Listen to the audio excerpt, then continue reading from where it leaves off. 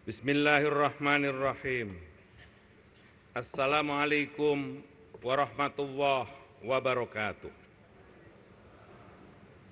Salam sejahtera untuk kita semuanya.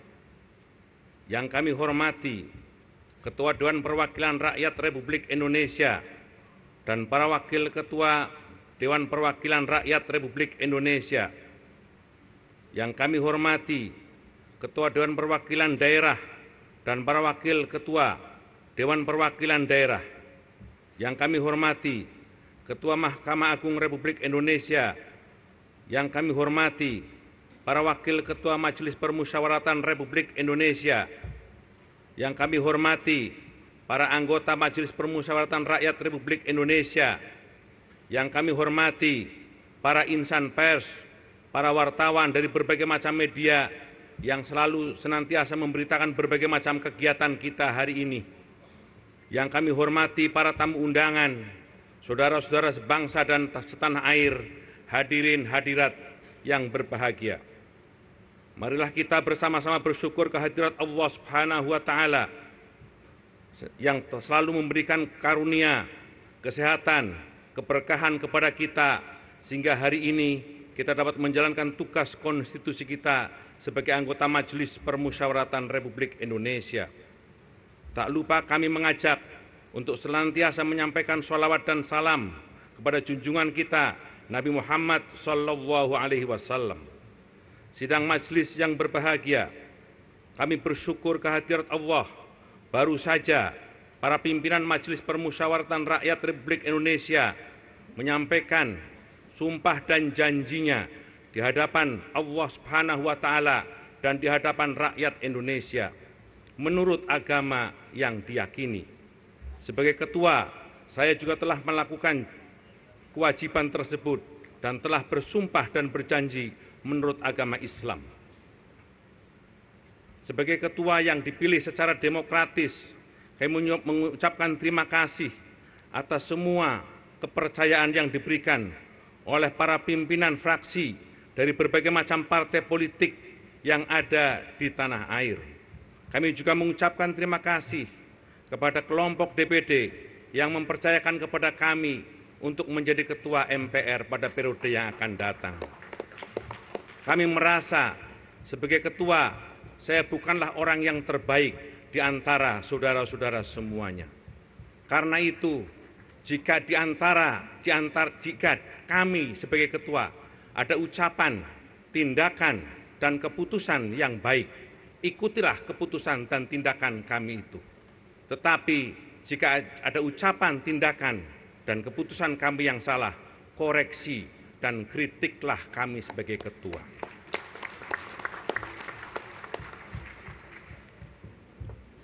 Atas nama pimpinan Majelis Permusyawaratan Rakyat, masa jabatan 2024-2009, kami mengucapkan terima kasih kepada para anggota Majelis Permusyawaratan Rakyat atas kepercayaan yang luar biasa dan memberi amanah kepada kami untuk memimpin MPR 5 tahun yang akan datang. Pelaksanaan tugas pimpinan MPR yang akan datang tidaklah ringan. Kami memerlukan kerjasama di antara para pimpinan majelis, para pimpinan fraksi, dan para anggota yang terhormat. Karena itu, kami terus akan bekerja sama bersama-sama dengan para pimpinan, para wakil ketua, para pimpinan fraksi, dan para anggota pada masa-masa yang akan datang. Karena tugas-tugas konstitusional yang dibebankan kepada kami tidaklah ringan. Kami juga mengajak seluruh anggota majelis dan segenap elemen bangsa untuk bersama-sama menjaga kepercayaan rakyat dengan merenungkan nilai-nilai yang sesungguhnya penting bagi kita. Yang saat ini saya ingin mengajak semua untuk kembali pada prinsip moral, yakni agar kita selalu menjaga hidup sederhana, tidak berlebihan, dan berpegang teguh kepada konstitusi yang berlaku. Hidup sederhana bukanlah berarti kita mengabaikan kemajuan atau menghindari pencapaian. Justru hidup sederhana mengajarkan kita untuk menghargai apa yang telah kita miliki, memperkuat hubungan sesama, dan menjaga lingkungan di sekitar kita. Dengan hidup sederhana, kita lebih fokus pada hal-hal yang benar-benar penting seperti keluarga, persahabatan, dan berkontribusi pada nilai positif yang hidup di masyarakat. Selain itu, mari kita ingat bahwa sebagai warga negara yang baik, kita harus berpegang teguh pada konstitusi yang telah kita sepakati. Kita harus terus menjunjung tinggi hukum dan kita harus terus menjunjung tinggi norma-norma yang berlaku di masyarakat. Sidang majelis yang berbahagia. Wewenang dan tugas MPR telah diatur dalam Undang-Undang Dasar Negara Republik Indonesia tahun 1945 dan peraturan perundang-undangan lainnya. Karena itu kami mengajak kepada seluruh anggota MPR untuk berkhidmat menjalankan wewenang dan tugas tersebut sesuai dengan peraturan dan perundang-undangan yang berlaku. Agenda kenegaraan yang penting setelah ini adalah kita akan segera melakukan tugas konstitusional kita yang penting, yakni melantik Presiden dan Wakil Presiden hasil pemilihan umum 2024 tanggal 20 Oktober hari Minggu yang akan berlangsung itu.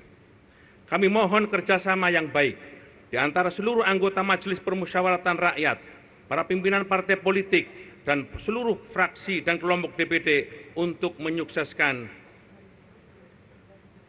pelaksanaan pelantikan Presiden dan Wakil Presiden hasil pemilihan umum 2024 yang akan datang. Pelantikan Presiden dan Wakil Presiden tersebut adalah bukti kita telah melangkah maju, melaksanakan demokrasi yang baik. Kita bangga bahwa demokrasi yang kita laksanakan di Indonesia adalah demokrasi Pancasila, yakni demokrasi yang beruh kebangsaan, yang memuliakan, merawat keberagaman, dan membangun persatuan dalam keberagaman dan perbedaan, serta mewujudkan impian kebersamaan dalam rumah besar Indonesia, rumah besar Pancasila. Inilah yang harus terus kita jaga pada masa-masa yang akan datang, dan MPR memiliki tugas itu. Kita harus menghidupkan kembali api kepeloporan para pendiri bangsa demi memuliakan martabat bangsa dengan kesungguhan dan komitmen, keluasan wawasan, dan keteguhan integritas untuk mewujudkan visi dan misi negara sebagaimana termaktub dalam pembukaan Undang-Undang Dasar 1945. Dalam kaitan itu, MPR adalah hulu politik kenegaraan kita. Bila hulunya cemar, seluruh aliran yang merembas ke hilir akan tercemar juga. Dengan niat suci dan kesungguhan, yang tanggung jawab yang penuh, kita harus bahu-membahu dalam kebajikan untuk sama-sama menjaga agar sumur politik MPR tetap jernih. Sidang majelis yang berbahagia. Agenda penting MPR lainnya adalah menindaklanjuti rekomendasi MPR masa bakti 2019-2024 sebagaimana tertuang dalam keputusan MPR nomor 3 MPR 2024 yang merupakan rekomendasi yang diberikan kepada kita.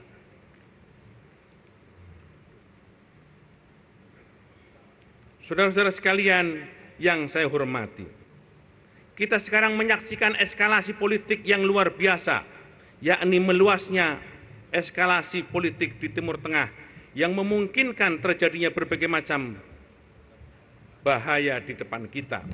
Karena itu, dari mimbar yang terhormat ini, atas nama Majelis Permusyawaratan Rakyat Republik Indonesia, atas nama bangsa Indonesia dan rakyat Indonesia, kami mohon dengan hormat agar pemerintah Republik Indonesia menggunakan pengaruhnya untuk mencegah agar eskalasi tersebut tidak meluas dan tidak sampai merembet kemana-mana.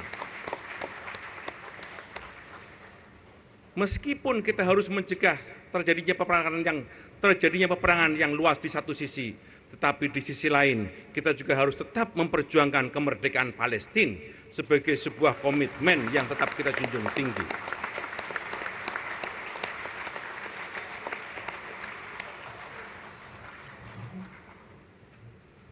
Kemerdekaan Palestina adalah sebuah amanah kesejarahan yang tetap kita pikul sejak 1955 ketika Konferensi Asia Afrika di Bandung dilaksanakan.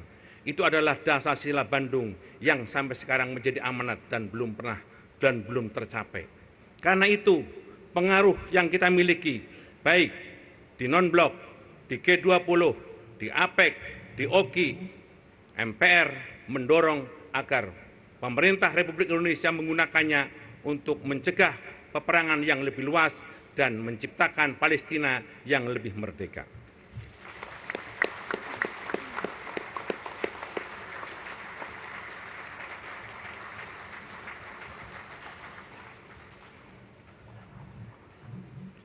Saya mengajak semua elemen masyarakat, termasuk media, lembaga swadaya masyarakat, akademisi, untuk bersinergi dalam menyuarakan kepentingan rakyat Palestina. Kita harus berkolaborasi untuk memastikan bahwa suara mereka didengar dan diperjuangkan, mendapatkan dukungan internasional yang kuat.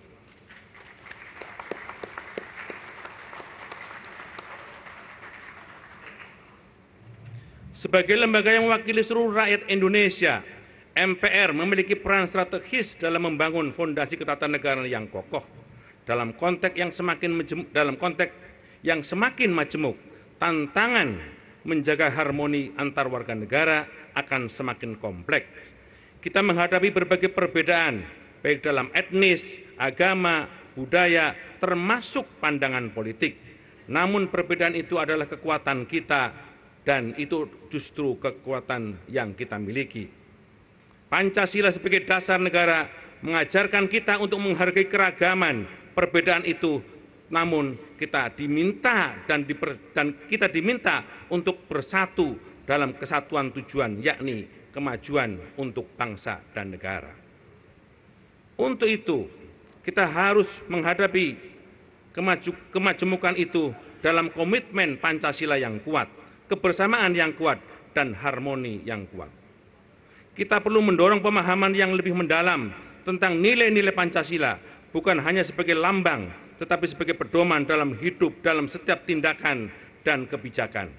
Dalam hal ini, MPR harus menjadi garda terdepan dalam memberikan pemahaman kepada masyarakat tentang pentingnya Pancasila dan mengintegrasikan ke dalam kehidupan sehari-hari. Saudara-saudara sekalian yang saya hormati, kita harus menghadapi tantangan globalisasi yang membawa dampak positif, meskipun juga ada catatan-catatan yang juga negatif. Dalam hal ini, tantangan globalisasi ini seringkali membawa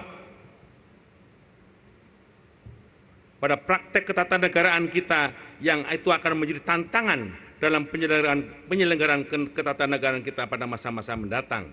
MPR harus mampu menjawab tentang suasana dan tantangan-tantangan tersebut. Saudara-saudara sekalian yang saya hormati,